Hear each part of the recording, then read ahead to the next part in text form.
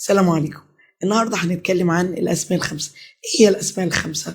الأسماء الخمسة أب، أخ، حم، فو، وزو، والحم هو أبو الزوج أو الزوجة. إيه إعراب الأسماء الخمسة؟ إعراب الأسماء الخمسة ترفع بالواو. كنا أنها ترفع بالواو في مواضع كثيرة، إذا كانت اسم كان أو خبر إن أو جاءت مبتدأ أو خبر أو فاعل. إحنا هنجيبه إعرابها في حالة المبتدأ، مثل أخوك كريم. أخوك هنا مبتدأ مرفوع علامة رفع الواو لأنه من الأسماء الخمسة. وتنصب بالألف، تنصب الألف في مواضع كثيرة، إذا كانت خبر كان أو كانت اسم إن أو جاءت هنا في موضع نصب مفعول به. وهنا هنقول شكرت أباك. أباك هنا مفعول به منصوب وعلامة نصب الألف لأنه من الأسماء الخمسة. وتجر بالياء، مثل سلمت على أبيك. أبيك هنا اسم مجرور وعلامة جر الياء لأنه من الأسماء الخمسة. إيه شروط الأسماء الخمسة؟ شروطها أن تكون مفردة.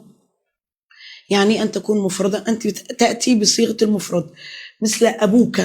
أبوك هنا اسم الأسماء الخمسة، لكن أبوان ليست من الأسماء الخمسة لأن جاءت بصيغة المثنى. والآباء ليست من الأسماء الخمسة لأنها بصيغة الجمع. أن تكون الشرط الثاني أن تكون مضافة، وإضافتها بتكون لاسم ظاهر أو ضمير، مثل أبو بكر. فأبو بكر هنا اسم الأسماء الخمسة لأن يجي وراها معنى أن تكون مضافة، يعني يأتي بعدها مضاف إليه اسم ظاهر أو ضمير. هنا اللي يجي بعدها اسم ظاهر اللي هو بكر. الأب ليست من الأسماء الخمسة لأنها لم تأتي بعدها لا مضاف إليه ولا اسم ظاهر، وكذلك أخ.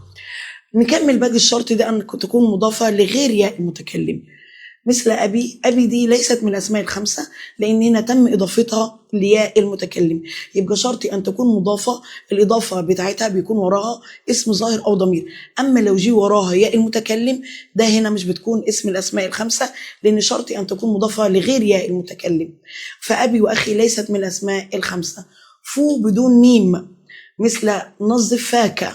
نظف فعل أمر والفاعل ضمير مستتر تقديره أنت، وفاك مفعول به منصوب علامة نصب الألف لأنه من الأسماء الخمسة. هل فاك هنا من الأسماء الخمسة؟ طبعا من الأسماء الخمسة لأن يجي بعدها ضمير وخلت من الميم، بقت خالية من الميم، أصبحت خالية من الميم.